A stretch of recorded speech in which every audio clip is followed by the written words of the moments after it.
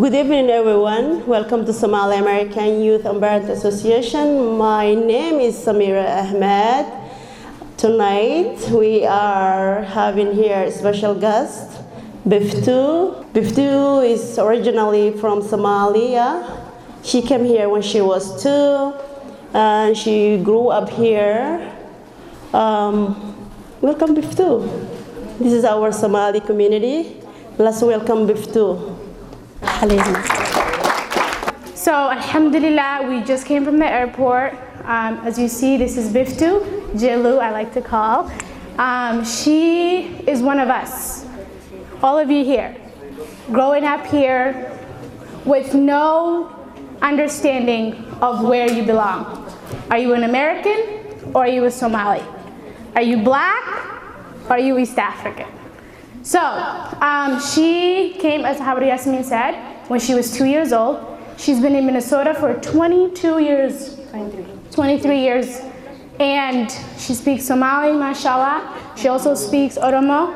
She also speaks English, and I'm pretty sure, as you're gonna hear her conversation and how she talks to you, that there's something that you're gonna have to relate to.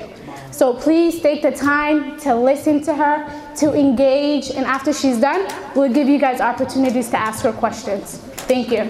Again, thank you for coming. The fact that you guys are even here shows that you guys have some understanding still and want some knowledge. So I came to America when I was 2 years old. The first place we landed was Dallas, Texas, and then after that, we moved to San Diego. I lived there for about 10 years, but I don't really I don't remember any of that. I moved to Minnesota when I was 10 years old. And for me, it was kind of a culture shock. I didn't grow up with East African. I didn't even know I was different until I went to Minnesota. I saw people that look like me. It's really hard to explain, but I genuinely didn't even know I was like African. I didn't know I was Muslim. I thought I was like everybody else. Because when we lived in California, we lived in Del Mar Heights. It wasn't like where all the Somalians lived. Like I didn't grow up with Somali people. So when I came to Minnesota, I was really geeked. I was excited. I'm like, oh my God, you know, people that look like me. But they didn't welcome me, a lot of them, because one, the way I talk, the way I dress. I didn't used to wear hijab. Mind you, I was like 10 years old, so at this point I'm still wearing shorts, things like that. So, and I had, I guess what you can call the typical American life, you know?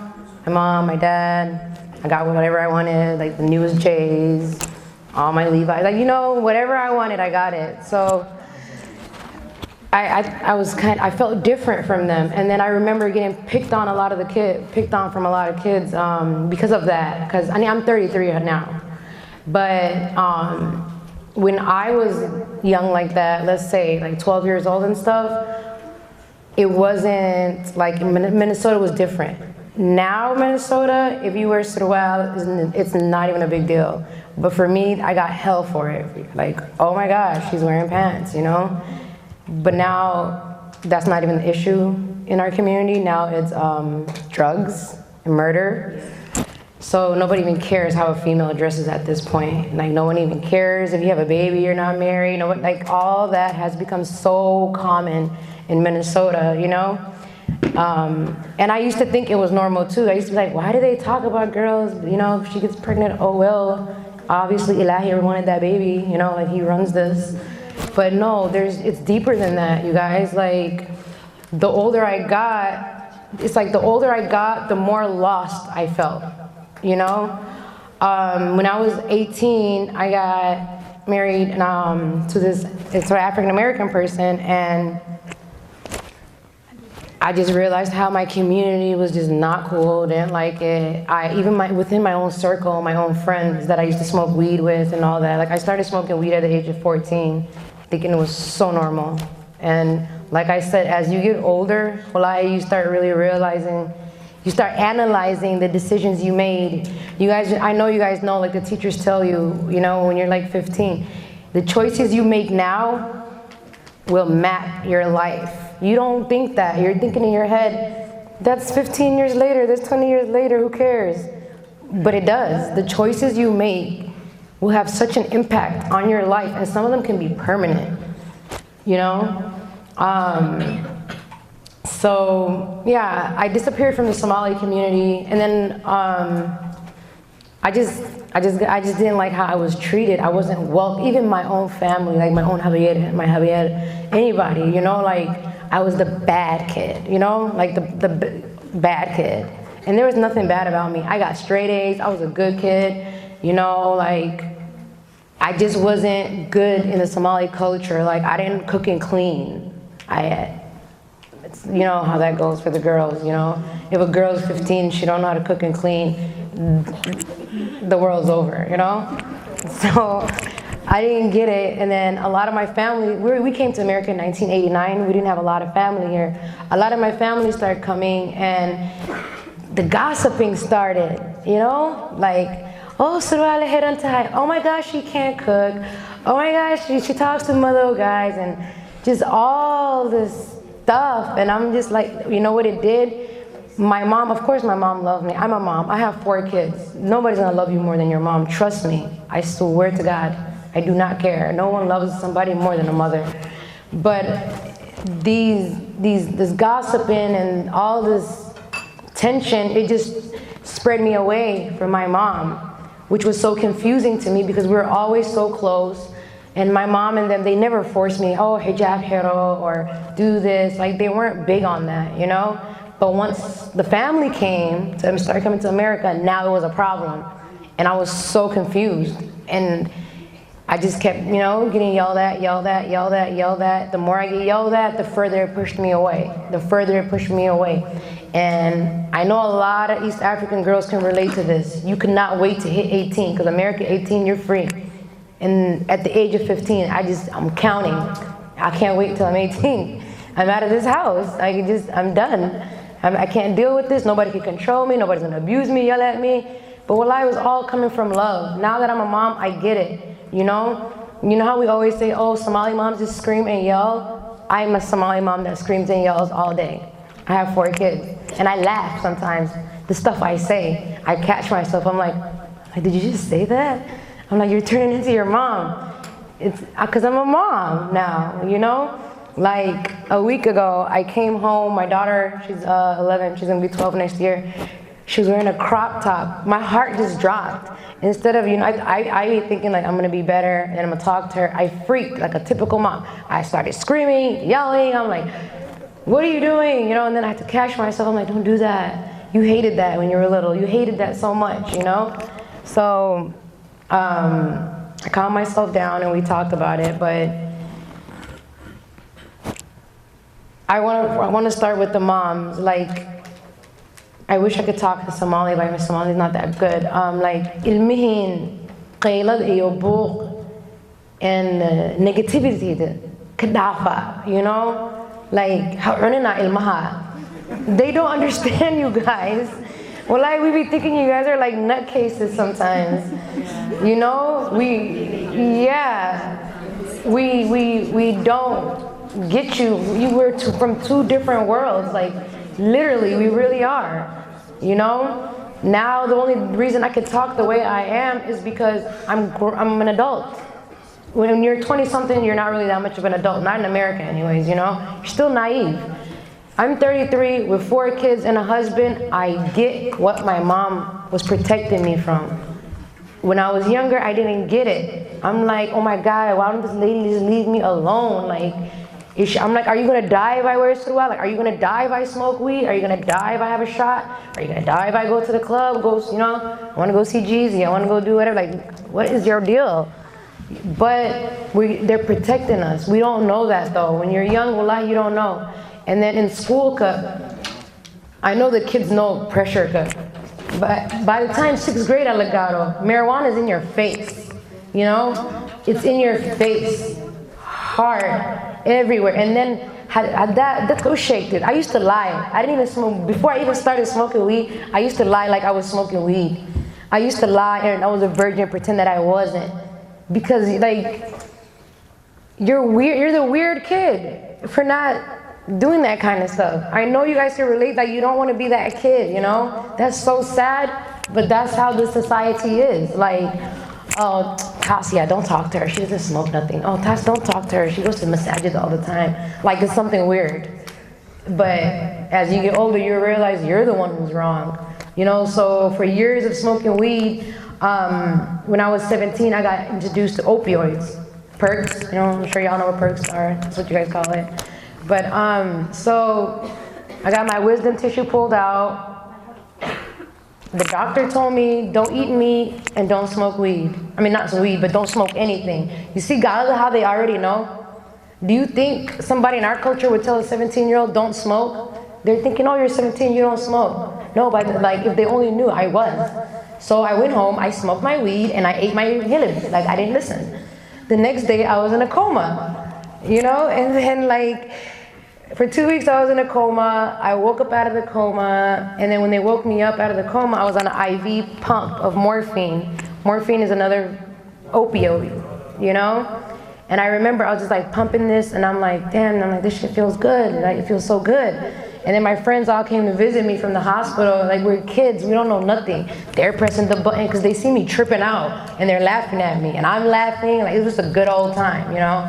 Like, oh my gosh, she's high out of her mind. I thought it was funny. They thought it was funny. Like, I was hallucinating. We're kids, we don't know. And then 19, I got diagnosed with a disease called Crohn's disease, which means I was getting these pills prescribed on a regular basis, monthly, literally. I was getting the oxycodones every single month. I would get it prescribed. And during this time, though, I was in my youth, like I was like my 20s. I really didn't abuse pills. I thought it was like a white people thing, you know? It was pills. I didn't get it. All I really did was smoke my weed, maybe did some ecstasy, drink a little liquor, and party, you know? And the pills I got, I used to sell it to Adan kids. I'm like, they're just weird. They're like, oh, I don't know, you know? That's what I thought. And then since I was neglected and like I felt like abused mentally from my community, you know, I dipped out the community. I was gone for like, I would say good 9-10 years. Like, I ain't messed with no Somali people. Like, I was like anti-Somali people. I'm like, ugh. I remember even one time at the club, I was so drunk, the Somali guy, he said his name was like Abdi something. I'm like, you got a terrorist name. Like, just gone out the community, you know? But the older I got, like I said, I kept feeling so lost. So I'm like, you know what? And I had two kids at that point. And they're asking me questions, and I'm like, shit, I can't answer these questions. Like, I'm lost, you know? Like, I'm not American all the way, and I know you guys totally understand when I say that. You're never gonna feel totally that way, because you're not. And then you don't feel like you belong with your people because, like, you're bad or whatever. You know what I'm saying? Like, you're just lost. I call us the lost generation, because we really are the lost generation. We don't identify anywhere. And that's how you really get caught up in the sauce, like, and get lost, because you're confused, you know? And that confusion is sad. You don't know it at the moment because you're so young, but it's sadness, because we're Bani Adam. Ilahi made us to want to fit in. Ilahi made us want to make connections with other people. And when you feel like you can't connect with nobody in the world, that's sadness, that's depression. You know, and I don't know who was speaking earlier. Somebody said something about when you're not strong on your deen, that's how you do get lost.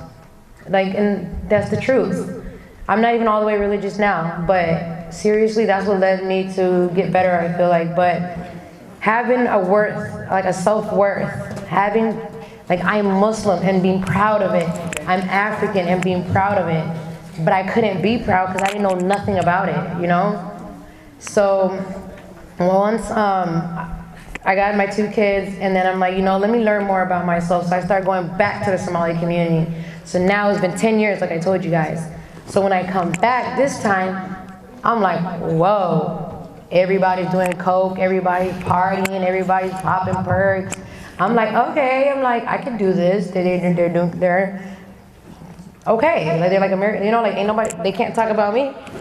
We get drinking, you know, I'm like, they can't talk about me. That's what I thought. And then that's crazy though, because I was getting these pills prescribed for years and never abused it. But once I start seeing my own kind Doing it, I'm like, maybe it's not a big deal. So instead of taking 1 pill, I would take 2. It went from 2 to 3, to 3 to 4. It got so out of hand, like I could do up to 200 to 300 milligrams a day. You know, that's a lot. That's a lot. And the reason I did it is because it makes you feel good at first. All drugs make you feel good at first. That's really true. It does. But it takes time. You don't even notice you're getting hooked. Weed too. People really minimize weed. I was one of those persons. Like, I used to smoke my weed, and I used to look at people, I'm like, oh my God, they do coke, ew. And then once I stopped drinking, I'm like, oh, like, judging people. I'm an addict, judging people, you know? I didn't even think something was wrong with me. Like, I work at a very top clinic in Minnesota. Like, I was on my game, like, I was cool. I had a crib, I had a car. Like, I didn't have issues, I thought.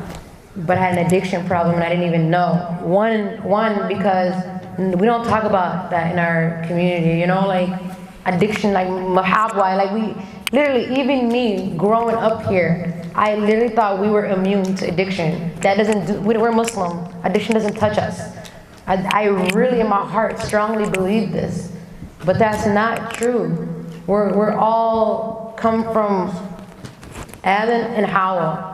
Literally, everybody in this world, we come from Adam and Hawa. Everything everybody goes through, we can go through. Mental illness, all that. It could happen to us, you know?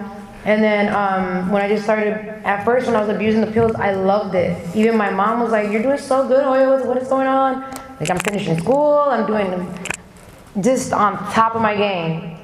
But slowly, like every drug, even with the weed was fun. But it got to a point, before I even did pills, the weed was fun, but it got to a point where I couldn't eat without smoking, I couldn't sleep without smoking.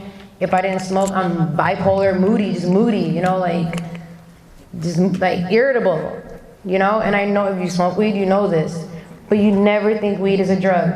Especially now, they have all this recreational marijuana, and they're making it legal, which is insane. And the pills, where they come from, the doctors. So we need to like think bigger, you know? The system is not all the way right, you know? Like, you're a minority, you're black. And I'm gonna, we yes, Modo people.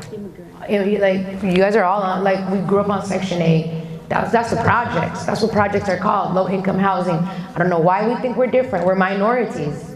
We are minority people. We have the same struggles, no matter how much we want to deny it. We're not different, you know? And then the older I got, and I just kept, alhamdulillah, one thing I love about myself is like I was always woke. I questioned things, even stuff I did. Like, even before I was abusing the pills, I'm like, why is the weed controlling you like this? I mean, like, I literally could not sleep. I had to have my nightcap. Like, I had to smoke. And I had to smoke before I ate. Like, it was that serious. Now that I talk about it, one, how like, oh my God, you know? That's not normal. You should eat and sleep without anything. Like, nothing outside your body should control you. That's not okay. And weed, yes, is the low-level drugs. I get that, you know, like, you're not gonna go rob and kill people and steal for weed. Like, it's really not that serious as weed, you know? You're not gonna have sick withdrawals like that, not intense anyways, you know? I used to get a little nauseous maybe, but now when you get into the perks, that's a whole nother playing field that I was not ready for. That's, to me, in my opinion, perks are man-made heroin. It's an opiate, just like heroin. When you go seek help for these pills, they give you the medication that they give you for heroin because it's man-made heroin. So the withdrawals off these pills, you're gonna be throwing up, you're gonna be shitting, you're gonna be sweating bullets, you're gonna go steal, you're gonna go do whatever to do to not feel like shit because you're sick, you have fevers, you got chills, you know, like, it's terrible, you guys. Wallahi, and like, just watch yourselves. because you could get hurt. When you get hurt, they're gonna prescribe you these meds. And a lot of the kids, the first time you get exposed to this is when you're 17, when you get your wisdom tissue pulled out, like me. That's the first time I got exposed to it. That's so young, to give such a young kid something like that. So it mean, watch their medications, you know? Like, these pain medicines, it may like, not like weed, literally like crack. Seriously, it's that serious, the Kenyan Yashan. Minneapolis, I don't know if you guys know much about it. I feel like everybody talks about Minneapolis. We're the crazy Somalians, you know, over there. That's what people say. But we bury at least 1 to 2 people a week. I went to a janazah on Sunday. Allah Naharisto, he was a really close friend of my husband. Monday, a girl, 19, overdose, died. The guy, he got shot in, for what? By who? Like, for no reason. He didn't even do drugs at all, you know? His wife is pregnant right now. He has a 3-year-old daughter. Like, subhanAllah, you know? So and with that, I guess you could say it's just like, watch your environment. Like the cool kids, you know? They don't end up being the cool adults. They end up being the struggling adults. They're the ones hooked on stuff. Like, don't follow the pack, you know? Like, don't. It's not worth it, wallahi, to just be cool in high school. By the time you graduate, that's kind of when you walk past each other, you're not even gonna say hi to each other. Why do you wanna fit in so bad? You know, if only I could go back in time and change so many things, like, God, I really, really, really would, you know? Because I was good doing my school thing, but I loved to party. I don't know, like, I was just that. Everybody knew too, like, if you wanted good weed, you know, I had it, or I could find it for you. Like, I was the plug, you know? Even with the perks, eventually I became the plug, but you get lost in it, and that's crazy. I went from selling the pills to becoming a fiend of the pills. And it's crazy because that's all you think about 24/7 at that level got to. The weed level, and then it's not just weed. Now I'm 33, I see kids I grew up with that are straight alcoholics. And one, like dang, you know? Like even one of the ma'alins from the Duxie overdosed in Minneapolis, I heard. Opiates is serious. Opiate kills. Opiate is not like weed. It's not, you know? And weed will lead you that way. I can't even believe I'm saying this because I really used to advocate for weed. I used to be like, leave weed alone, it's cool, like it doesn't damage nothing, you know? But what does weed lead you to? Weed is gonna lead you to a plug. Weed is gonna have you around other drug addicts that probably do other drugs than not just weed. And then once, you get what I'm saying? Like when you get a taste of something and you kind of like it, weed, what does it do? It gets you high. So when you get a taste of the high, you're like, you see something else, you're like, okay, like I remember the first time I smoked weed, I was terrified. I'm like, and it was pressure, like just do it, it's gonna make you feel good, whatever. I did it, I was like, oh my God, I love this, you know? And then that's how you keep going, because now you open the door. It's like opening Pandora's box. Once you open it, you're in. Now you know, oh, my mom was lying. Weed is not that bad. The teachers are lying. Weed ain't that bad. Then 19, I had my first shot of alcohol. I'm like, this isn't, well, I'm like, why did they lie to us like this? I'm like, I didn't die. I thought it was okay. Pop the X pill. I'm like, wow. I'm like, they really exaggerate. I'm like, it's not that bad. My life is not over. It doesn't take one day. It takes time to ruin you. And that's what you don't understand. Like once you open this box, you're in it. And you don't even know you don't want to be in it until it's too late. And by that time, you don't even know how to ask for help, especially this culture. You guys already know, you can't do nothing. Like I remember when I first started trying to open up to people, like, dude, I can't stop smoking this weed. I'm like, I can't eat without it, you know? Like I said, I was always very awoke, you know? I'm like, yo, why can you not eat without weed? Like I'm asking myself, and I tried to open up to a family member. Guess what they did? Put my whole business out. That's our culture. I don't understand why we say we're Muslim. You know, that's not Muslim behavior. We're not supposed to, when people are struggling, you're not supposed to beat them up even more mentally. Like, a friend of mine told me she went to a masajid of Somalia wearing jeans and a long shirt, because she's like, okay, hold on, let me find myself, let me figure this out. She got kicked out the mosque. Are you kidding me? That's ridiculous. You know, like, alhamdulillah, she even had the sense to want to come to the mosque. You know, that's a huge step for a kid, like, that grew up in America, that's doing things or whatever, you know? The mosque was the last place you could find me at. And if I did go to the mosque, I used to go to Ajnabi people mosque. I never wanted to go to Oromo or Somali people mosque, because one, the stairs, the eyes, like, they literally, you could feel their eyes burning you, going through you, like, bro, like, don't stop looking at me like that, you know? And it just makes you uncomfortable, and you don't even want to go there no more. Like, the kids, they're gonna be iyal, you know? So I don't even want to blame the youth. They got their own struggles. And then my moyinka too, wallah, you guys have your own struggles. Now that I'm a hoya, you know?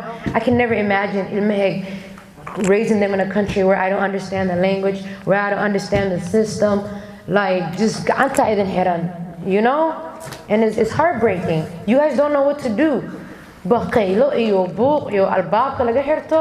That's not how you solve a problem. Especially American kids, we're very sensitive. We have emotions. Like, I love you and I'm sorry. We don't do that in our culture.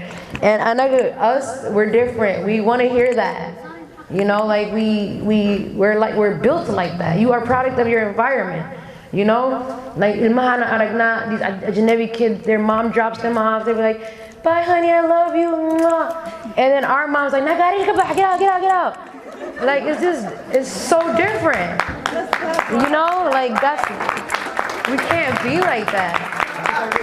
Guys, seriously, try to put yourself in your parents' situations. Like, you know, parents are human beings too. We think they're superheroes. We think they don't have emotions. We think they're like, you know, as a kid, your mom and your dad are like Superman, you know? They're like, we think they don't have problems. You don't know. Your mom, when you're every 10 minutes, she's looking at the clock. Where is he? Where is she? You don't know. Your mom, she's crying all night. You know? They're worried. And then on top of it, our moms don't know how to pick up a phone and call the police and look for us. They don't know to call the jail. Like, some of them don't even speak English. And if they do, their English is not that well. They need you. How many of y'all translate for your parents? Like, come on. Okay, if you're missing in action, how can she find you? She's dying of waswas. You know? When I used to come home from the club and my mom would be awake at 3 in the morning, I'm like, why is she awake? Now I get why she's awake. She can't sleep because her kid, she don't know what's going on. She doesn't know what's going on. How can you sleep if you don't know what's going on with your kids, subhanAllah? You can't. You don't know if they're dead. You don't know if they're alive. And I know all y'all love the reject button. I used to do that. Reject, your mom and dad calls, reject, or do not disturb. You know, like, we cannot do that to these parents. Hawara, hele, wallahi. And I know low-key you feel guilty inside. Like, it's like we're both hurting each other because we're both lost. You know what I'm saying? Like, we need to sympathize with our parents too, wallahi. We really have to. But again, I don't want to put too much pressure on my moyinka and stuff. But you guys are the adults. Ilmo are ilmo. Like, anima is good until a mama until I got older. Murkasa is garte. When I was younger, I just thought my family was my enemy. I'm like, let me just stay away from these people. They're from Africa. They don't know nothing. They're not civilized. You know, like, I don't vibe with them. But that's not the thing. Like, so ilmihin, just patience. Wallahi, even at daqailin erupted. Just hold it in. You have to ilmaha ine trust karayan. You know? You don't want them to go trust Johnny and Timothy or Samantha. You want them to trust you, because they're gonna tell them something totally different. They're gonna be like, your mom's tripping here, girl, hit this joint. You know, hit this blunt, take a shot. Man, they're gonna go, they're like, man, my mom's yelling, my dad's this, that. Stress ma ko hayo ho, that's what's gonna happen, you know? You need these kids to trust you, to tell you, like my daughter, man, she tells me some stuff and I'm just like, wow, like this is crazy. It's getting worse, it's starting younger. And like my mom's like, my daughter came home one day, she's like, Mom, they're talking about vaping today. And I'm like, okay, we talked about it like it was normal, you know? Like we talked about it, it's cool. Like I talked to drugs about my daughter, all that. But me, I couldn't never do that. I couldn't go to my mom and be like, Mom, everybody's smoking weed. What is weed? I would have got slapped. I would have got my ass beat. Like, it would have been a wrap. They probably would have shipped me off to Africa. You know? Like, for real. And that's not an answer either. Ilma Africa, please stop doing that. Well, like, a lot of the kids that Africa, they come back with mental issues, I've noticed. Like, seriously, they get damaged. You can't do that to kids. And how did they made a law? It's illegal. I hope you all know that. You cannot do that to your kids. It's illegal. You cannot take your kid and just throw them away in Africa and take their passport. It's illegal. Because it was happening so much. You can't do that to kids. Like, when I went to Africa 2008, the first week, all I did was cry. I changed my flight to come back sooner, all that. I'm like, I couldn't do it. I was like, this is insane. The first thing that scared me was the fact that I couldn't even call 911. You know? I'm like, whoa, like, what do you mean? I thought that was like a universal thing, you know? But like, with that said, and that's how our parents grew up, you guys. You know, like they grew up different. So you guys have to have patience with them too. But it's hard. That's why it's so hard for me to even try to like talk to the youth. And then the dads. Yeah. They need to be more present. Like, where are the dads? Even Minneapolis, when we do the speeches and stuff. Okay, good job to the dads that did come. Mashallah, mashallah. Mashallah to the dads that did come.